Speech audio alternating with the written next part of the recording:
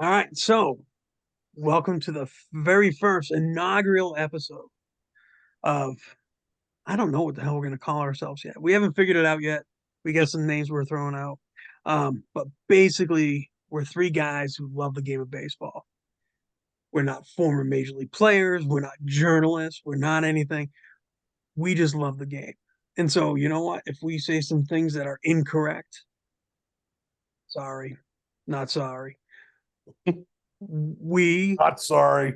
Yeah, we're just some guys who like the game. So, first, my name's Dave Greco, and I love the game because I grew up with it. It's been part of me from the child scoring a game with my mother, to playing as a 5 year old with my brothers and organized at the age of 10, all the way to now where I'm still playing and I'm managing an adult men's baseball league.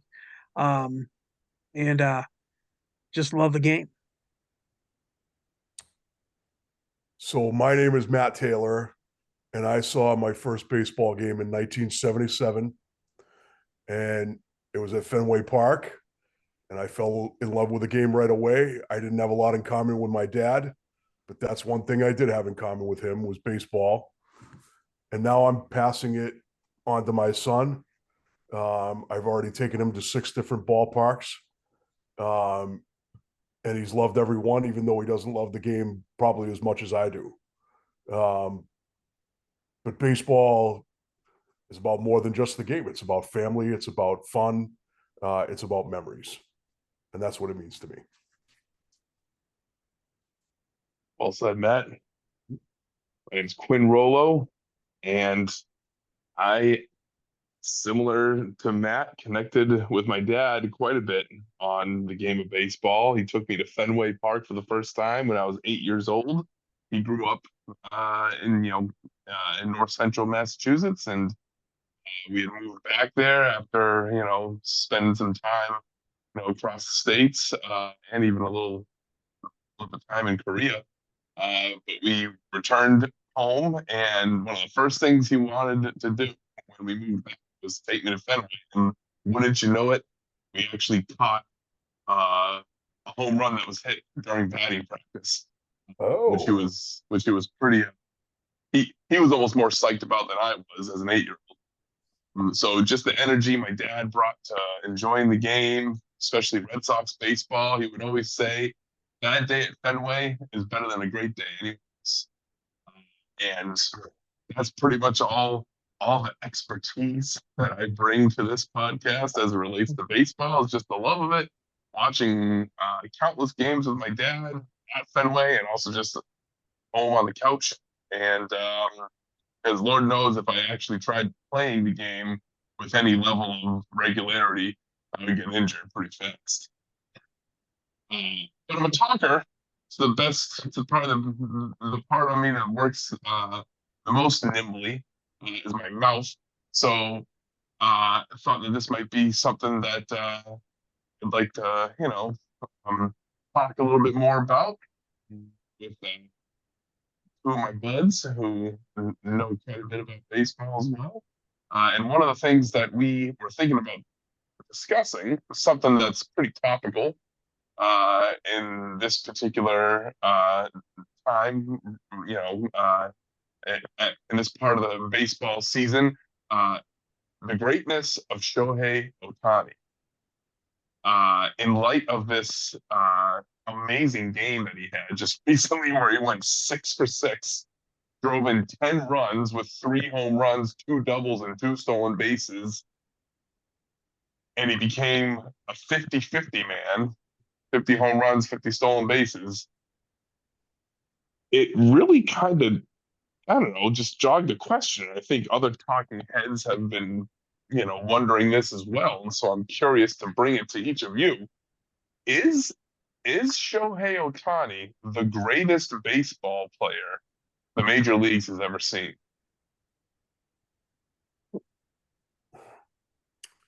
Taylor, I'm gonna let you run with this one first. I can't say he's not. That's for sure. Mm, Um, he's definitely the most unique player of my lifetime. I've never seen anybody like him. Um, I mean, if nothing else, the fact that he can pitch and he can hit. We haven't seen much of. I don't know any other player that can do that. Certainly not. You know, pitch 150 innings in a year, win 10, 15 games, and then put up 50 home runs and steal 50 bases. I know he did pitch this year, but I've never seen anything like that. And he makes the game look easy, and it's not. And that's what I marvel about him. He can hit left-handed pitching. He can hit right-handed pitching. He can hit for power. He can hit for average. He can drive in runs. He can hit in any lineup. He can hit in any city. He fits anywhere. I can't say that he's not the greatest player of all time. I would say the greatest player that I saw in my lifetime was Ken Griffey Jr. But now I can't. If you said, "Well, isn't Shohei Ohtani better?" I would say I can't say he's not. Okay, so let me ask you this. I think I may know what each of you may answer, so I may be wrong. But is there a metric that will tell you whether or not somebody is the best? Is there a measuring stick? Is there something? I know a lot of times people talk about WAR. Is that an accurate representation, or at least maybe an inference of how good somebody might be? I think it could be a part of it. Okay. I think. Let me ask you this: go ahead. Is Shohei a Hall of Famer right now? First ballot Hall of Famer right now? Yes, I would say so. How many years has he been in? Since 2018. That was his rookie year. He's been in 7 years. All right. Well,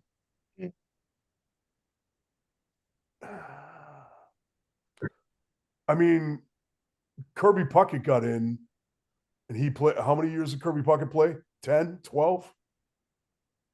At least. So I know he didn't have a super long career because of the glaucoma.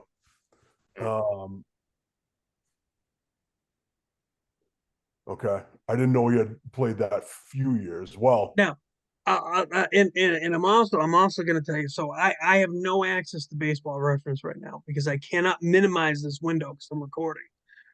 So you folks gonna have to be my eyes on the numbers. But I'm gonna argue that he's having a great season, and it's aided by a couple things.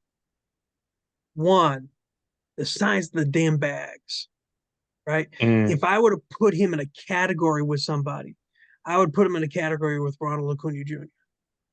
And I'll tell you what, Acuna had one of the most amazing seasons last year. Yep. And he swiped 73 bags. And he hit 30 something home runs. And he had a higher batting average. And I know batting average isn't the thing right now. But I would argue that, he's pretty damn good. I'm also curious, and I agree with you. This game's freaking impossible. Right? I mean, my seasons we play right now are, maybe 20 to 30 games long. And I'll tell you what, we have guys who are in a slump the whole freaking season, right? And it sucks. It's virtually impossible to do what these guys are doing, especially on a major league level. So I don't want to take anything out of that, but I'm curious as to how many guys could, if allowed, could have pitched and hit at the same time. I think back at like a Rick Ankiel, who was a very serviceable hitter and fielder. Yep. And had he not had the yips, we would never have known that. But I'm sure they knew he was a fantastic hitter during that. Sean Doolittle was an amazing ball player. I mean, he was a first baseman slash catcher, I think, if I remember correctly. And he got moved to the bullpen because he was stuck behind. I think he was it. This is where I wish I had baseball reference. My team got him from somebody, and he was behind somebody, and they made him into a pitcher. Um, Hmm. so I'm curious now. Saying that, where do we stand on this? Rolo, where do you think he sits? I think this season with the Dodgers may end up sealing it. Hmm. As far as him being a Hall of Famer, I'll say it's that right now. I Okay. think I think this season has clinched his Hall of Fame status because I think with the Angels, I feel like it was just you run the risk of fading into obscurity if you're just on the Angels for too long. I feel Yeah. like you look at someone like Mike Trout, who many people say is like one of the, if not the best, most well-rounded, like five-tool player in the game, and no one could give two shits about Mike Trout. At Yeah. least no one who, like, unless you're like super into baseball or a huge Angels fan, people don't care all that. All right. Uh, So real quick for anybody who's actually watching this shit, we're all in Boston area. Mm, right. We're all in Central Mass. So there may be some lack of opportunity for us to see some of those West Coast Yeah. guys, which is one of those things. Um, I'm I'm I'm gonna ask one of you folks to look at Shohei Ohtani's stats. Starting in 2018. Yep, I got him pulled up right now. Which stat do you want to see or hear about? Well, but let's hear about his home run totals. I mean, what's making us think that he's the best of all time? Is the home run totals? Is the batting average? Is the RBIs? Is the stolen bases? I mean, 50-50 guy. What is it? So, so home runs are as follows. Starting in 2018, he had 22, 18, 7. I believe that was one of his injury years. Then 46, 34, 44, 53. He has 224 total home runs so far in, I mean, almost 7 seasons, but some of those have been shortened because of injury. So, I mean, that's pretty impressive. He already has those sorts of home run totals in that limited amount of time. And then his batting averages, which I still like to go by, thank you very much, because Cool. all these stat nerds that like to throw all sorts of other newfangled stats in my face. Uh just I feel like want to sound smarter than everyone else when just tell me how many times he hits the ball. Batting average tells me that. And his batting average starting in 2018, 285, 286, 190. Again, that was that injury season. Pandemic year. 257. Yes. Uh 257, 273, 304, 301. So, all right. So you said that this year is going to solidify him as a Hall Yes. of Famer. Yes. 2 years of hitting 300, the Mhm. rest of the 250s and 270s. Mhm. 3 years of over 30 home runs. Mhm. But Wait. I'm not even including his pitching. Okay. Yeah. All right. So Yeah. so look up his pitching stats. So now I have to see if I can see games by position. Let's see. Da, da, da, da, da. Scroll down. You'll see the pitching stats. Mm, batting. Yeah. The fact that he um advanced batting. There's okay. Show advanced pitching. So in 2018, where is his ERA? Why do they have all these other? Oh, because this is advanced pitching stats. Oh, thanks a lot. Oh yeah, see those fancy stats you didn't like. God damn Go it. to the other one. Oh, Now gee. let me say this. It's Yes. very impressive he can do both. That alone, the fact he can do both, is phenomenal, and he does both at a high level. Hmm. Go ahead, go ahead. I can't find ERA stats on here. All I'm seeing are all these other ridiculous I stats. think I can get it. Hold on. I was able to. I see it. So, 331 his rookie year. He only pitched 51 innings. Um, in the pandemic year, he only pitched an inning and 2/3. 21, he pitched 130 innings, 3.18. 2022, he pitched 166 innings, 2.33. And 2023, he threw 133 innings and 3.14. All right. So a guy with that stat line individually is that a Hall of Famer? I think you're asking the wrong question though, Greg.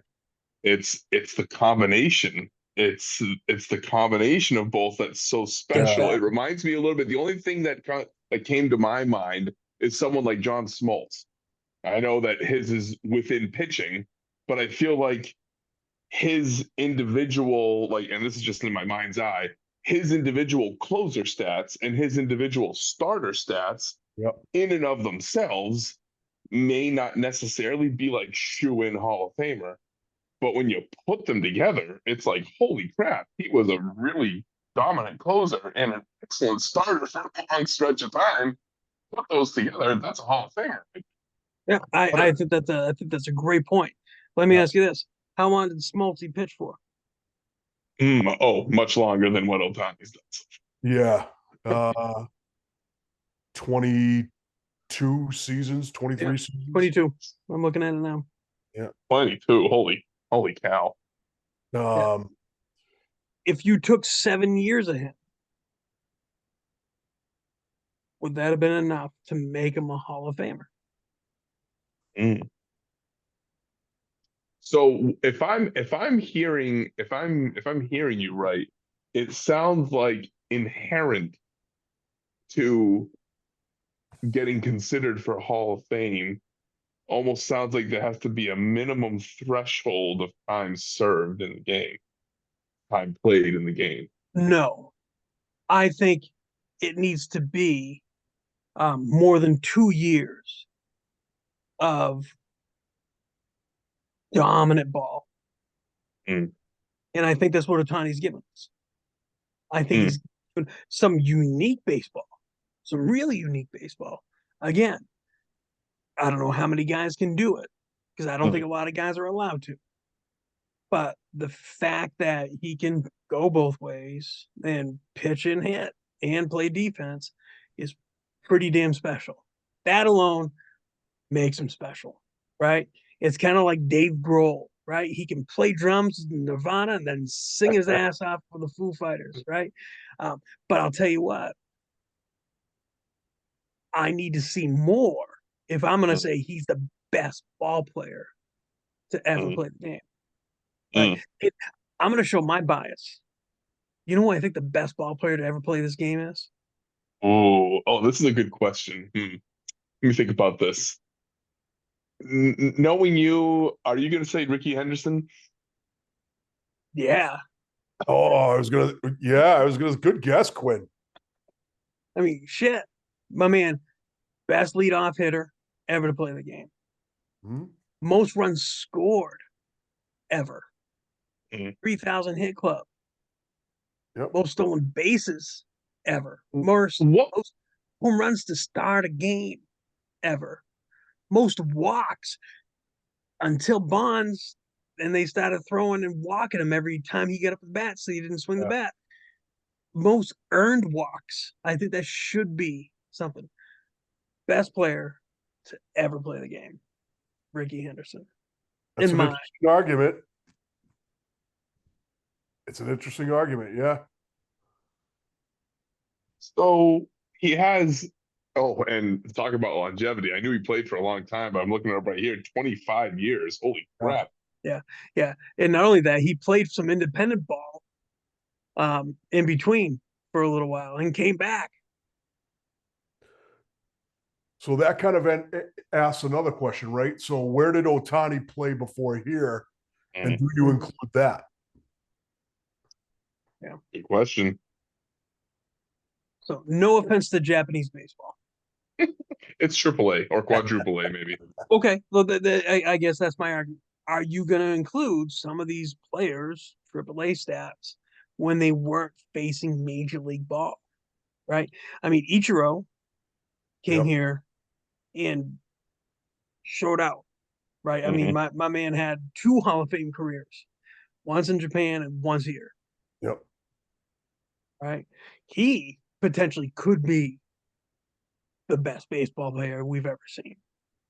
Right now, is he as flashy? Is he going to have all the home runs? No, but apparently that guy could put on a show in batting practice. So I've heard. Yeah, but he didn't do it during the game because that wasn't his game.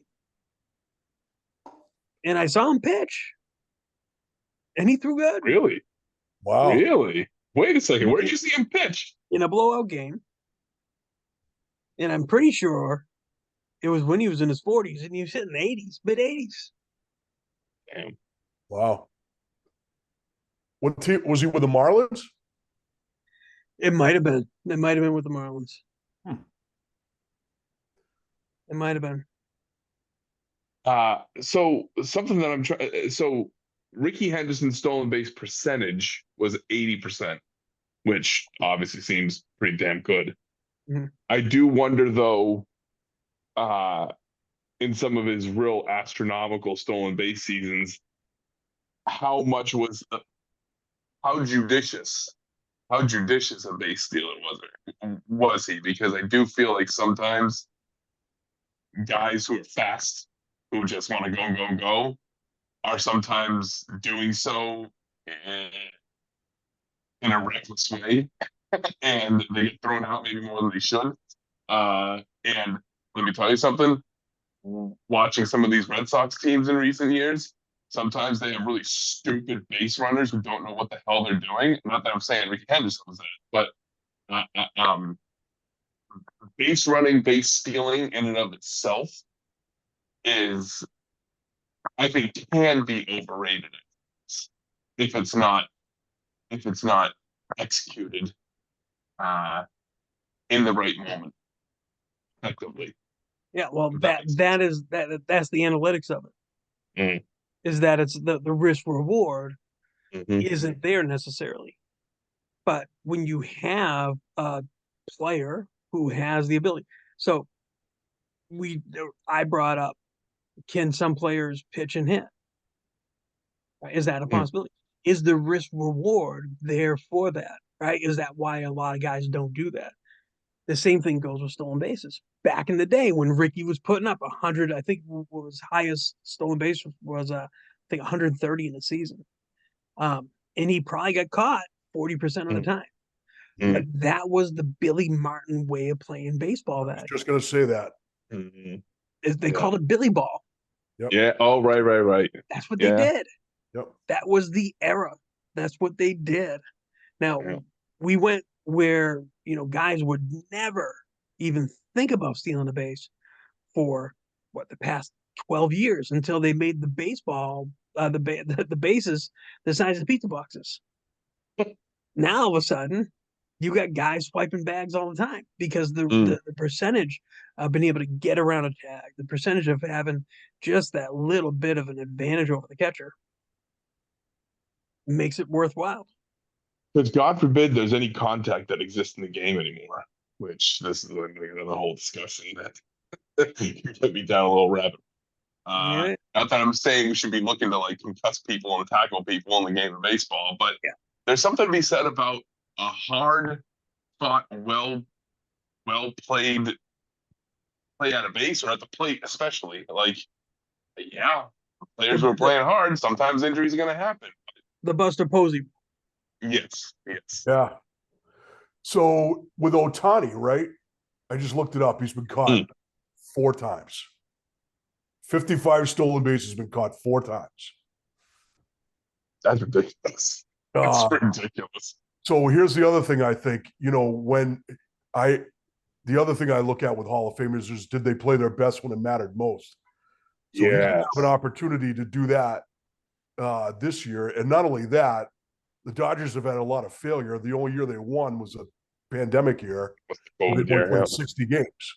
Mhm. So, like, this is a big opportunity for him. And I'd be Yes. interested to see how they do. I don't like the Dodgers, but I do like him. Yeah. I'll tell you what, him putting the season together, Mhm.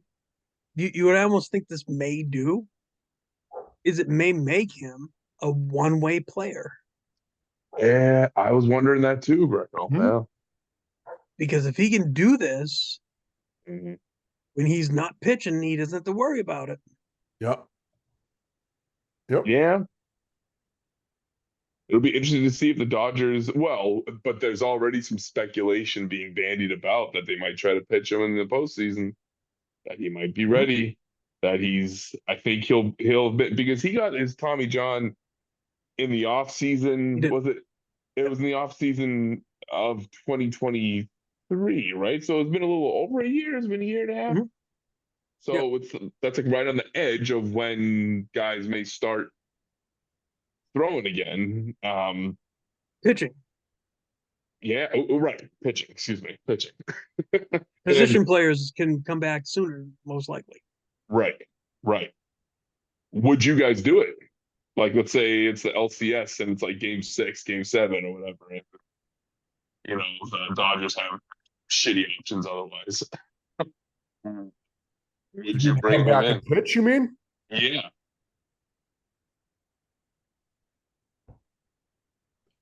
I mean, you'd have to ask him if he's available. Let's say he is. And then this is another whole topic is what if he's one of these guys who's like, put me in. This is how he came up. This is what I'm used to. I'm used to pitching, hitting all the time. Let me get in there, pitch. Yeah. Or to what extent do the Dodgers, who paid him just like 10 dump trucks full of money, and do they say, we're gonna hold you off and keep you for offense. We're gonna save you from yourself. Yeah. I'll tell you what, I'm only talking about the end of the WBC, the World Baseball Classic. If he comes in for an inning or two and kind of cleanup work, right? I mean, that iconic at bat with him and Trout at the end of the WBC was phenomenal, right? I mean, so that kind of role, yeah. So not a whole game then, like a spot, like shut the door type of situation, maybe. I mean, listen, I don't know what he's been doing, Mhm. but just my limited knowledge of pitchers and how they get warmed up and how they get stretched out to go multiple innings. I can only imagine that he's probably not there, right? I mean, I even think about like the guys who I have on my teams that are pro ball players that have played pro ball. They start throwing like they tell me in January. They're throwing at least simulated games at these facilities, at gyms, at places, and they won't even go more than 3 or 4 innings for me until we start in May. They probably won't even go until June, and you can tell when they're ready. Right, so I'm thinking he's probably not stretched out enough, maybe to go that many things. That's a good point. I don't know. Yeah. And I mean, I'm in a rec league. Never mind. None of these guys' arms worth $600 million. No, no, none of them. None of them. So I yeah. The other thing is too, Roberts is he's a conservative manager. He's a data driven manager. So yeah, it might prevent him from doing something like that. Who, by the way, changed the course of baseball history by stealing a base. Yeah. Yeah. Very true. This is what a well-timed needed base though against the greatest closer of all time. Where if you Yeah, don't go yeah. into scoring position, Yeah. I mean, there's no chance you're scoring that tying run. Yeah, we get it, Mister. I was at that game. Listen, No but big deal, you know. that conservative Uh-huh. manager, when he needed to, even as a player, granted he was old. I'm Mm. sure he didn't be like, hey, I'm gonna go pinch run for Millar and go steal this base and not tell Francona. I'm sure he was informed that that's what he should be doing. Yeah. Mhm. Underrated element was that Millar walk, though. Let me tell you, Oh yeah, because that stolen base gets all the cred, mostly rightfully so. But he doesn't even get a chance to do that if Millar doesn't draw a walk, which yeah. is also virtually impossible against Mariano Rivera in this prime. Or Real that Bill 1-5. Miller got the winning hit or the tying hit. Well, Bill Miller, he won the batting title that year. I'm pretty sure. Yeah. Or was it the year before? Yeah. It was one of those years. Yep. Yeah, and that's why Shohei's the best player in the league. That's right. so, Bringing us all back to Shohei. Yeah. but no, seriously, Taylor. After this discussion, where do you stand on that? Are you still saying that he's the best you've ever seen? I can't argue against it. At the end of the day, I probably need to see more like you do. I didn't know he had started in 2018. But how old is he, by the way, too? Is he 30 now? Oh, So wow. he's in his prime. Huh. Right now he's in his prime. I'm pretty sure he's 30. He's 30 years old. Exactly right, Greco. Very good. So he's got a limited window. I mean, He's probably got 8 years though. I don't think he's going to hit 600 home runs like Pujols or Griffey. But if you look at Pedro, for instance, right? Pedro, I think he won like 200. He won less than 250 games. I think he won like 220 or something like that. So, the standard set during that era was 300. But I think, if you look at that, for the years that he was dominant, those years that he was dominant, it qualified as him as a Hall of Famer. And the biggest example of that was another Dodger, Sandy Koufax. So, he pitched like 6 years of dominant ball, and that's what put him in. Mm-hmm. Yeah, but his dominant ball was dominant. Yeah. In the teams he faced during that era. Yeah. Talk about who's who of like the Big Red Machine, right? The Pirates were beastly, right? McCovey, he faced like Hank Aaron and Mickey Mantle, and the Dodgers pitched. The Dodgers played in like, I don't know, I think like 3 World Series in the 60s, and I think they won 2 of them. And he, his ERA in a couple of those World Series was like under 1. So, and in those days, you pitched 300 innings. Yeah. You got the ball and you never gave it up. Yeah. Mm-hmm. Think about that, 300 innings. That's wild. Nolan Ryan. So pitchers had a little more of an advantage at that time, though, right? Is it what? Well, pitchers had a little more of an advantage at that time too, though, because of the elevated mound. Is that right? Am I getting my eras 60s, right? Yeah. But I guess Shohei's certainly been as dominant as any player I've seen for this short period of time. Do I think that he could show a little more? Sure. I'd like to see what he does in the playoffs. That's what I'd like to see. You know who I think is an active player that's better than him right now? I'd say In Mike Trout. no, Oh my God. Judge. no, Judge is great. Yeah. Judge is great defensively. Judge is great. At the plate, I think he's a better hitter than Shohei, like pure hitter. Dude's a But moose. yeah, Huge too. but I think there's two players, to be honest with you, that I think are better than Shohei right now. Mm. And one of them's hurt and has the same similar injury history as Shohei, and I brought him up, and that's Acuna. I think Mm. Acuna, Mm. who's only 26 by the way, has the opportunity to be probably the one of the most dominant players that we'll see if he can stay on the field, and that's a big question because my man's his knees have been banged up like crazy, right? The other one plays with Shohei, and my man's a Swiss Army knife, and you guys let him go because your team's stupid. Oh yeah. Don't remind me. Yeah, yeah. Mookie is phenomenal at every stage of the game. And I think about somebody who's dominant and somebody who, you know, is able to impact his team. To be the best player, you have to impact your team when you're on the field, whether you're at bat or you're not. And I think that Mookie Betts is that guy. I think Mookie Betts, not only do you have to worry about him hitting home runs, you got to worry about him getting on base and stealing bags. You have to worry about him disrupting the timing of the pitching. You have to worry about him defensively more than you have to worry about Shohei ever.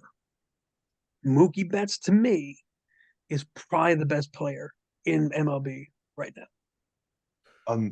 Unless it's the playoffs. Yes. Which There you I go, hate to Quinn. say.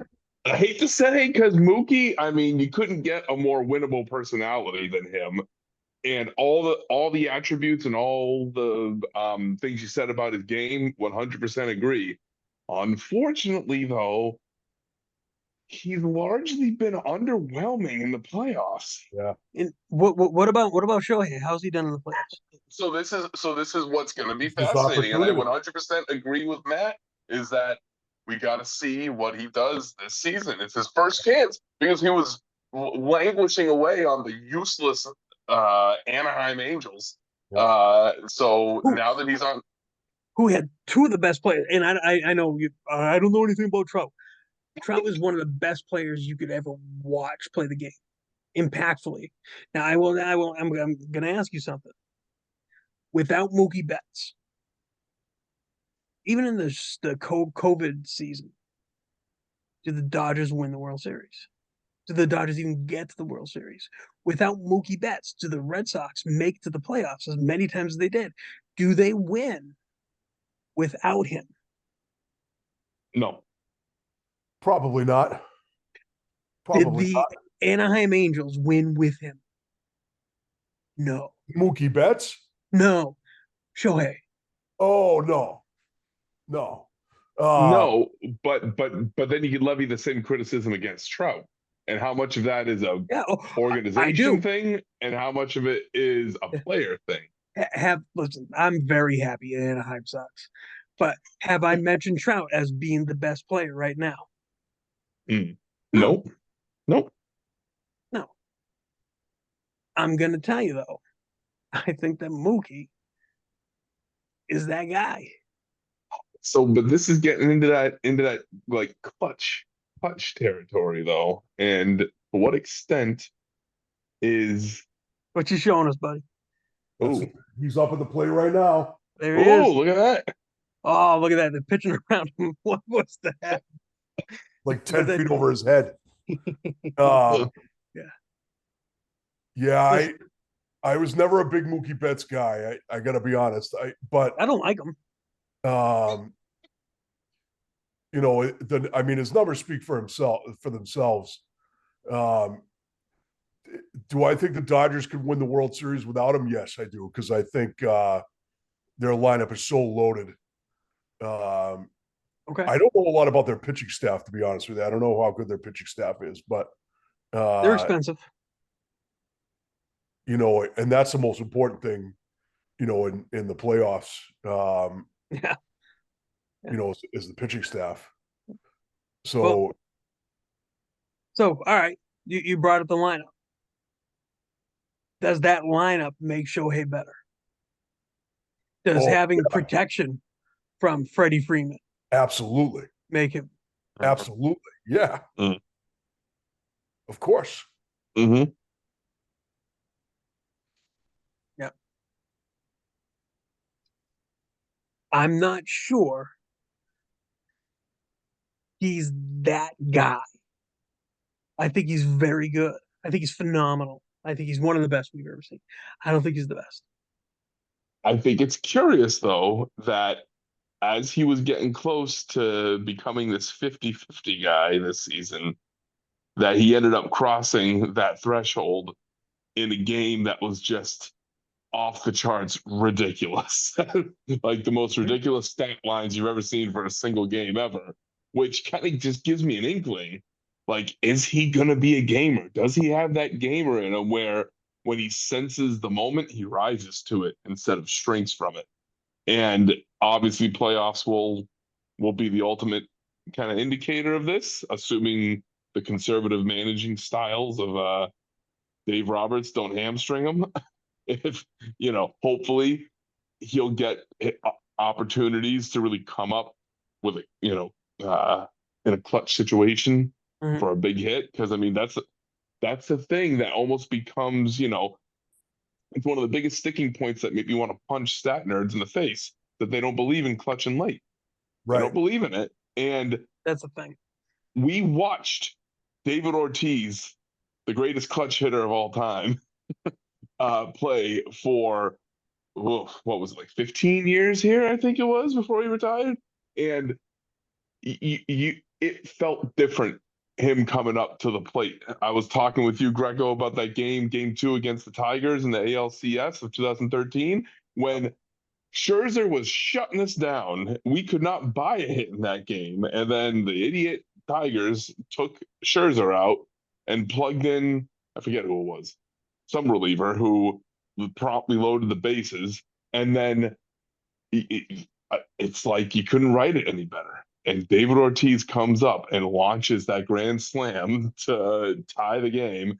And you would not have believed. I think everyone in the park and everyone watching had that inkling of, like, for as deflating and as much of just a nothing as that whole game was, it's so frustrating to watch our offense do nothing. Once Poppy came up, it was like, oh, he's gonna do something, and then boom, grand slam.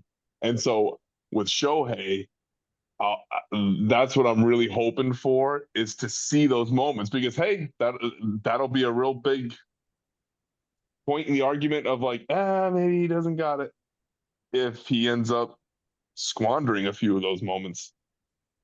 Yeah. And Now, the good thing is he's got more time too. Mm-hmm. Well, he's got a Mhm. lot more time to play. Yep. So it's good. Yep. I don't want to dig something up, but I'm gonna dig something up. Oh. Let's hear I it. don't think that David Ortiz is the greatest clutch hitter to ever play. Oh. Oh. You might be unleashing a whole nother podcast episode here. Mhm. I'm a little nervous to hear what you're about to say. Oh, you know what I'm gonna say, and I don't like him, but he was the best. Even the last at bat of his career Oh was yeah. poetic. His 3,000th hit was poetic. Every time he was in the playoffs, he did something stupid. He was one of the worst defenders, but you can't imagine any of the more iconic replays of him making defensive plays. And then he played for the fucking Yankees. I was gonna say, talking about the play against the A's. Dude, that going into the bleachers. I haven't even said his name yet. You know what I'm talking about. Yeah. Yeah. I still remember the game. It was very again, very poetic how at the time, there was such an argument: who's the better shortstop between A-Rod, Jeter, Nomar? And at the time, Nomar was obviously on the Sox, and he was constantly getting injured, and he was on the bench in that game when Jeter dove into the stands to catch the Mhm. ball and he gashed his face up on the seats. Jeter's an ultimate gamer, clutch hitter. I will only grant you, is equally as clutch. Oh my God. Listen, you just get done talking about how Shohei needs to show up when it's on the Mm. line. Mm. That's what he did. Mm. Whether it was even, it didn't even have to hit the ball. I mean, he did, but just defensively. And Jeremy Giambi, rest in Oh, peace, brother. Listen, you should have slid, right? yeah, But yeah. nobody knew that that guy was going to come across the field, no look behind the back pass to Posada to get my boy at the plate. Well, that was early in the Jeter mythology, right? Like, wasn't that like his first or second year when that play happened? Something like that? No, that was I I think thought that it was like was 96, or was that 2000? that I was think in the that was 2000s. That 01. was either Oh, that was the 2000. 2000s. Okay, okay. Yeah, yeah, yeah, because that was before we lost Giambi to him. Oh, But right. Oh, right. Of listen, course. Mm. that being said, Shohei hasn't shown me that, Mm. right? You He got some hasn't had issues enough with Shohei there, opportunities. Greco. Yeah. What's that? What was that, Matt? Sorry. Got some issues with Shohei. No, no, no. I like him. I do. I have issues with him being the best I've ever seen. Mm. That's what I Mm. have issues with. I I don't think. think I don't think he's better than Ichiro. Oh, so Ichiro's obviously got the longevity right now. However, one could make an argument that Ichiro was selfish because he wanted to just hit 360 all the time instead of actually like swinging more for the fences, because he was capable of hitting dingers, like you said, and it just felt like he chose not to. He was just going to be a slap hitter, do the So little that hurt bunt his down the team. baseline. That I think in You certain think situations, in you certain think 200 hits a situations, year hurts your team? he in certain situations maybe a home run was called for, but Yeah. instead he was just gonna slap it to the opposite field for a single. So his okay. So his team hated him because he That's right. he That's only hit exactly what I said. 360. Yeah, So then here's the question. Well, how, I like, love it. from a strategy standpoint, Yeah. how, like, I would imagine any manager that's opposing Shohei is like, how the fuck do we pitch this guy? And I would imagine they were like that with Ichiro too. But uh, when you have the bases loaded or two men on, I'd be more careful with Shohei than I would with Ichiro. Yeah, I'd you're say, probably not going to leave one over the plate, but I'll tell you yeah, what, your percentages of actually succeeding as an offense maybe. is probably higher for the guy who's going to hit more frequently and put the ball in play more frequently than the guy who's hitting the lower, the lower success rate of having to hit a home run in order to succeed. Home runs are not easy to hit, Yeah. Mm-mm. and singles aren't easy to hit. Home runs are not easy to hit. Try to square up a 96-mile-an-hour fastball or sit on a 80-mile-an-hour changeup that drops off the plate and turn that into a grand slam. Doesn't happen often. I think I know what's happening here. I think Greco's in the tank for Ichiro and Jeter because they have swinging styles a lot like our boy here. And Greco's up at the plate, so he's trying to go for that inside out swing. Oh yeah, yeah. So I don't have Ichiro swing, but I do appreciate the opposite field approach. Uh-huh. Uh-huh. But Me too. that was also my role on the team. My role on the team when I would play was a table setter. Mm-hmm. I was there for my defense and my on base percentage. I had the other guys behind me that, you know what, if I wasn't on, would get the hit because, you know what, why not just True. walk them, True. right? That wasn't my job. Mm-hmm. And what I'm saying is that Ichiro was frequently the best player on a lot of those Mariners teams that he was on, where he didn't always have the big boppers behind him to drive him in. And as a result, I wonder if there were ever any seasons where they said, "Hey, Ichiro, think you might be able to hit a few more dingers if you get the chance." And I wonder if he took as many of those opportunities as he could have. No. You know what? It's I interesting don't know. scenario with him because, you know, I said Ken Griffey was the best player I saw over my lifetime, but, you know, he never played in the World Series because he played for the Mariners, Mm. you know, and the Reds. In And then, Cincinnati. yeah, Mhm. and, you know, Ichiro, I mean, Ichiro played for the Mariners, and I don't think he played in the World Series. I could be wrong about that, but I don't think he did. And he, you know, those guys never got opportunities to play in the World Series. You know, like that's pretty rare now. I don't think it was either of their faults. I think they just, you know, it just never clicked at the right time. And then the other thing was, I just thought of this. So Ichiro's rookie year, they won 116 games. Yep. Mm. And lost to Yankees. Yankees, right? Yeah. Yep. Mm. Yep. Yep. Lost to the Yankees. Now he won Rookie of the Year, MVP, Gold Glove, Silver Slugger in the All-Star game. His first season. And he's 27 years old. Yep. He played till he was, well, he had 2 games in 2019 in his little comeback tour to Seattle. Mm. He was 45. Jesus. He had 3,000 hits in the major leagues. He had 3,000 hits just in American baseball. And he was a year younger than Shohei coming here. Or actually, no, were they? No, Shohei is younger. Yeah, Shohei is younger. Mm. In Japanese baseball, his stats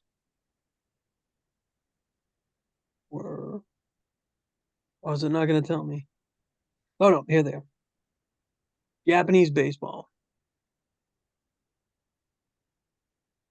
Total hits were 1,278. That's Shohei's now. No, that was Ichiro In Japan. Mm. in Japan. So his total hits were 4,367. Huh. That's amazing. That's more than Pete Rose. That's amazing. Now Shohei, let's see. And granted, we already said we're not going to count their stats because we're not doing the minor leagues, right? Yeah. But so far for so Ichiro came when he was 26. Shohei started when he was 23 here. Mm.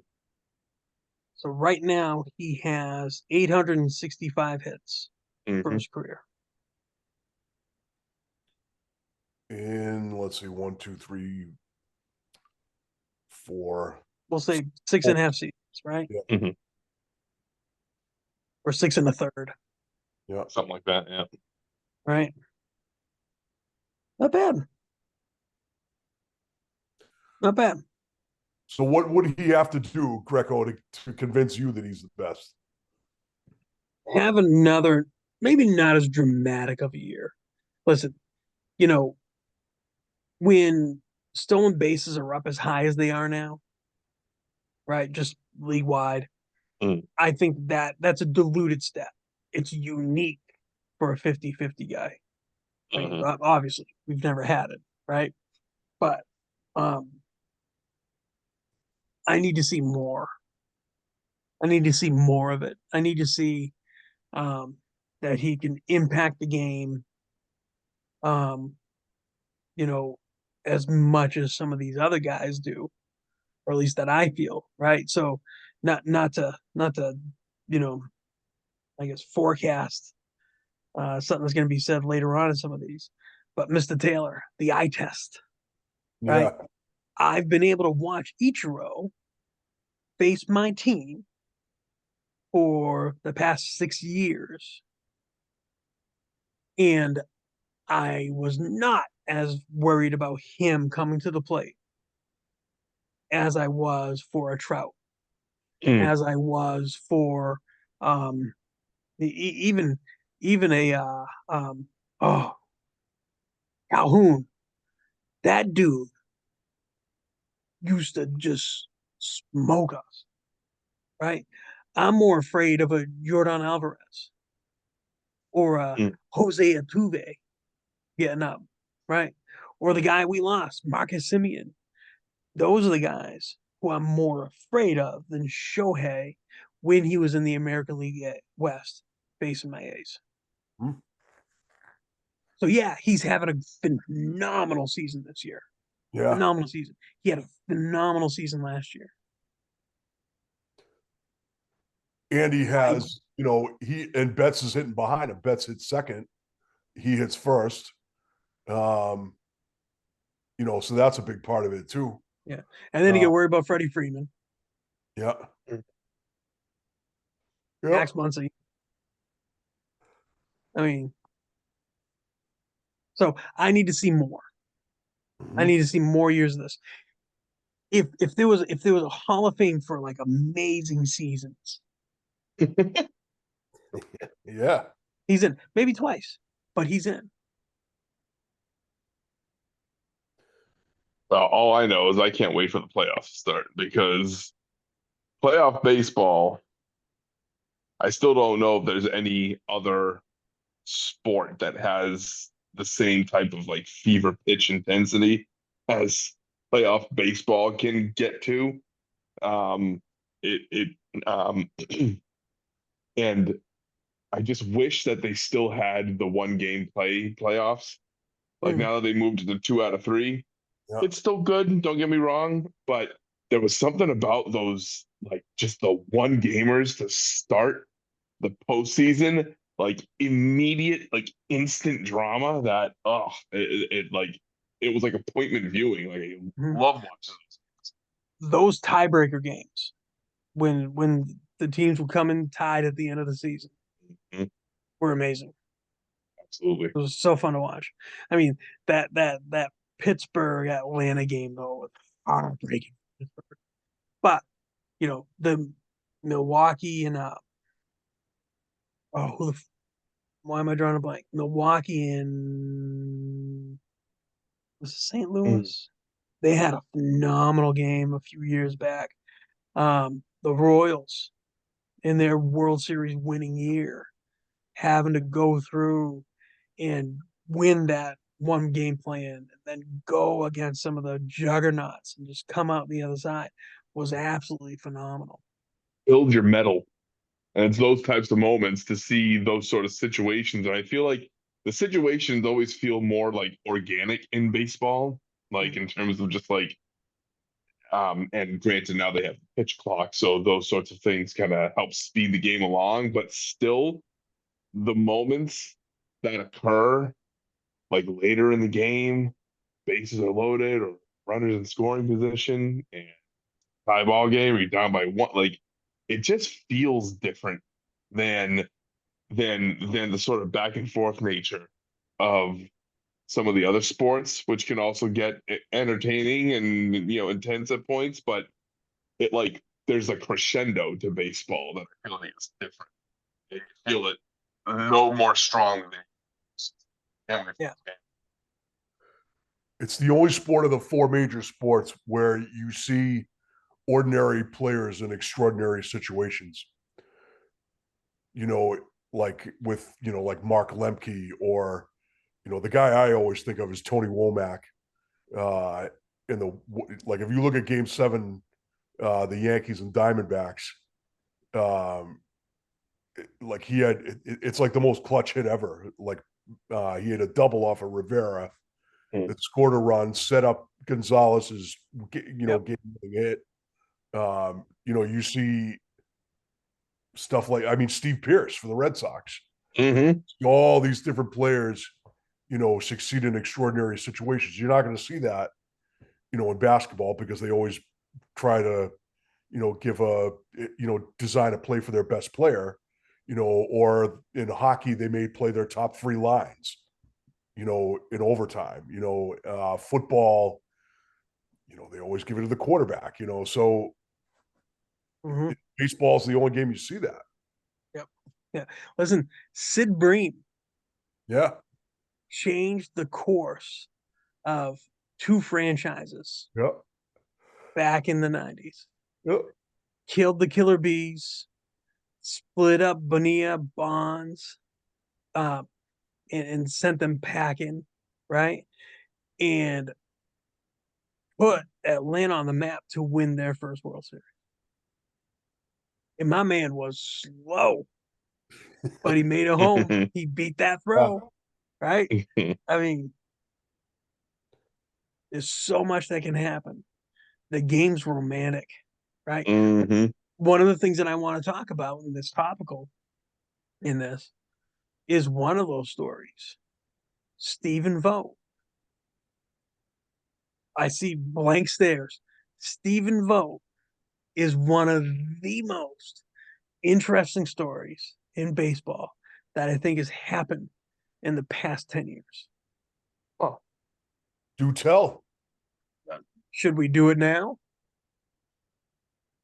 Because this could get into this is a different topic. I gotta do my research on this Stephen Vogt guy. Yeah, I'd have to do V O that too. VOTE. No, Stephen Vogt. OGT. Yeah, Yeah. yeah, Yeah. yeah. We believe in Stephen Vogt. Wait a second. Spell his last name again. VOGT. VOGT. Okay. Okay. Like I feel like now that you've spelled it, I feel like I can see that name now. Well, But he's a first year manager. I'll give you a little hint. He's a first year manager of the division winning Cleveland. Oh, whoops, Cleveland yeah. Guardians. Cleveland Guardians. Yes. Yeah, yeah, Interesting. yeah. I'm gonna have to Yeah, you look have a to little brush more up. into his story. Absolutely. Meanwhile, the Red Sox are starting a pitcher named Dick Fitz this Friday. Yeah, it's better than Wow, Rusty Cunts. really? Yeah. Yeah. Yeah. Name's Dick Fitz. Man. Getting late. That happens. Yeah, my battery's running low on my right. computer and my Yeah, no, we're done. fine. We're done because you know what? Part of the reason why we want to do this is because I feel like we could do this forever, right?